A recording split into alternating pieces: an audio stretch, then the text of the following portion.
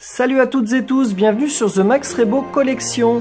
Aujourd'hui, review du 19e envoi d'Altaïa, à savoir les casques de collection Star Wars 53, 54 et 55, ainsi qu'un classeur pour ranger les fascicules. Et autant vous le dire tout de suite, cet envoi m'a particulièrement déçu. Même Salacious n'est pas très emballé. Ouais, casque pas intéressant, je vais faire un tour. Premier casque de cette review, le numéro 53, est un casque qu'on aperçoit assez brièvement. Il s'agit du casque de Grand Inquisiteur de la série Star Wars Rebelle. Alors c'est en effet un casque porté par l'Inquisiteur dans la saison 1 lorsqu'il pilote son taille avancée. Alors le casque est relativement simple. Il n'y a pas beaucoup d'efforts de peinture. Après, bon, je sais pas s'il y a des gros fans de la série Rebelle, mais c'est pas foncièrement l'un des casques les plus marquants, contrairement à celui d'Ezra ou de Sabine. Alors voilà, on voit une visière polarisée, un casque avec des lignes très épurées, très stylisées, qui fait même pas trop Star Wars. Alors là, on a c'est le système, son système de respiration qu'on voit là sur le côté, là des moyens de communication. Alors là, dans le fascicule, ils mettent que ce sont des symboles Sith. Ouais, ok, d'accord. Voilà, vraiment pas très emballé par ce numéro qui fait pas très Star Wars, qui au niveau des finitions est pas spécialement joli, qui est très sobre. Donc un casque pas très intéressant. Le casque suivant est là aussi issu de la série Star Wars Rebelle. Alors pour ceux qui sont allergiques au dessin animé, je dois dire que c'est pas de bol, vu que ça fait 2 casques sur 3 qui en sont tirés. Alors là, contrairement au casque précédent de l'Inquisiteur, celui-là est beaucoup plus emblématique de la série, vu que c'est le casque de l'un des personnages principaux du dessin animé, à savoir la chasseuse de primes Sabine Wren, qui a fui l'académie impériale pour rejoindre la résistance, et qui est une artiste dans l'âme et qui aime les couleurs, d'où ce casque très coloré et assez girly, je dois dire. En effet, de loin, on va dire que c'est un casque qui présente plutôt bien et que j'attendais, mais une fois reçu, je dois dire que je suis assez déçu parce qu'il fait vraiment trop propre, trop neuf, trop sorti de l'usine. Alors il y a des petites tentatives par-ci par-là, de petites sérigraphies qui montrent l'usure du casque, son vécu, à l'arrière du casque, ça c'est plutôt réussi, cette bande et tout ça. Mais quand on voit tout le reste, c'est d'un rose pétant, flambant neuf, qui finalement, je trouve, rend pas trop justice au personnage, parce que bon, c'est quand même un chasseur de primes, une véritable combattante, et donc son casque mériterait une petite patine pour montrer qu'il a plus de vécu, qu'il ne sort pas juste de l'usine. Et là, ça contraste justement avec cette volonté d'un casque trop propre, trop lisse, avec 2-3 tentatives comme ça qui font là on dirait que ça a été fait au feutre là, et c'est pas c'est pas terrible, et que ça fait effectivement rajouter à la va-vite et pas très soigné. Bon, on retrouve après des symboles mandaloriens peints sur son casque. Voilà, le résultat est vu de loin plutôt sympathique, mais là encore, c'est quand même une grande déception vu le cool et ne serait-ce que comparer ce casque avec celui de Boba Fett qui était sorti dans les premiers, où on voit que les détails étaient beaucoup plus soignés. Là, il y a effectivement du relâchement. Dernier numéro de cet envoi, le 55, il s'agit du casque de la pilote de la Résistance, Jess Pava. Alors, si le nom ne vous dit rien, il faut savoir que c'est une pilote qui participe à l'assaut en X-Wing de la base Starkiller à la fin du réveil de la Force.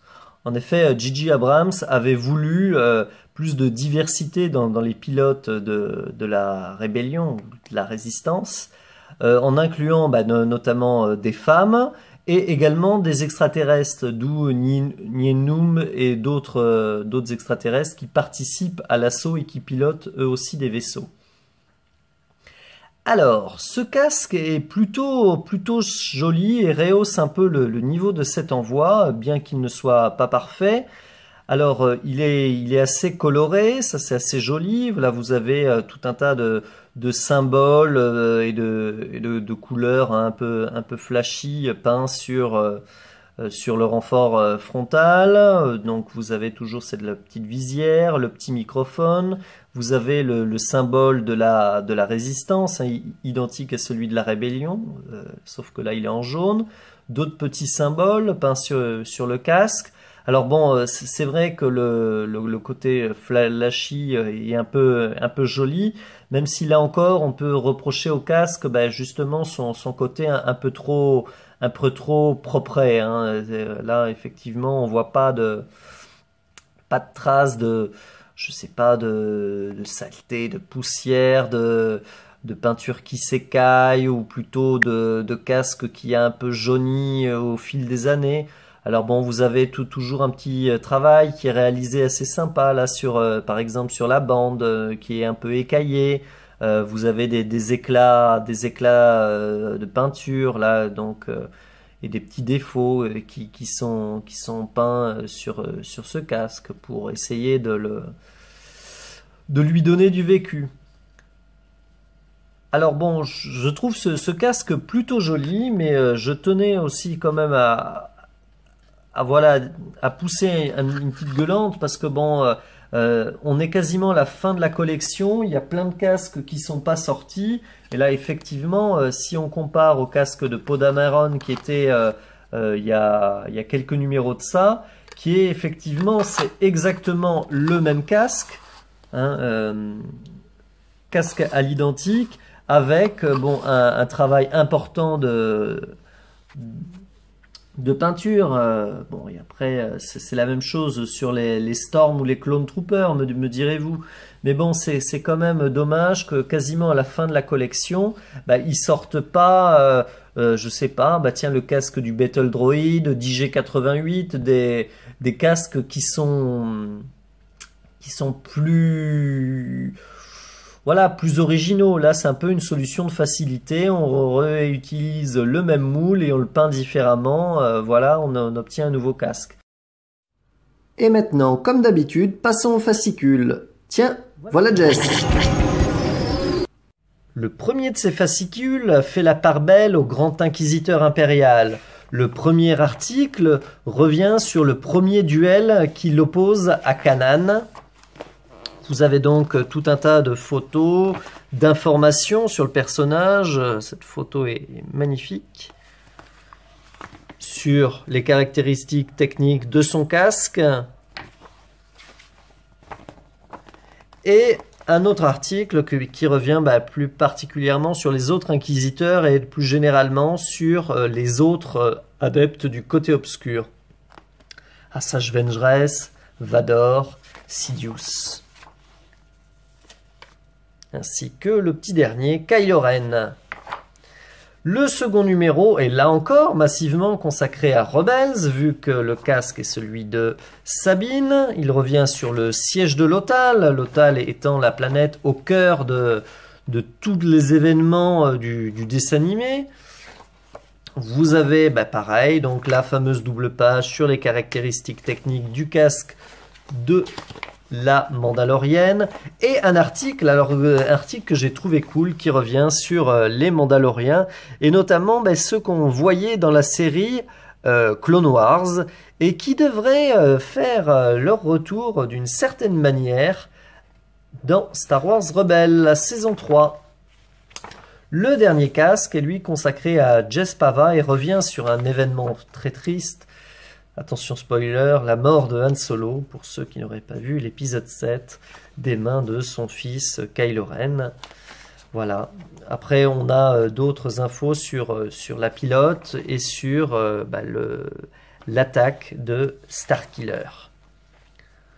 Voilà. Et là, on voit 2-3 photos de la base, ou plutôt du personnel de la base sur Dekar, dont Billy Lourdes, la fille à la ville de la princesse Leia.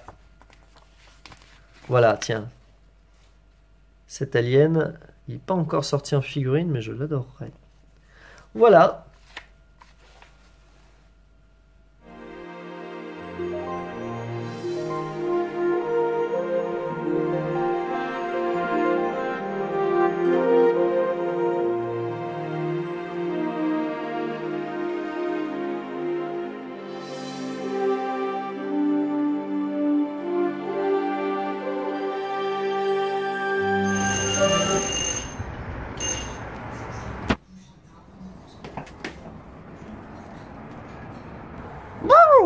Des bonbons, Winstor. C'est fini Halloween. Bon, je vais me coucher.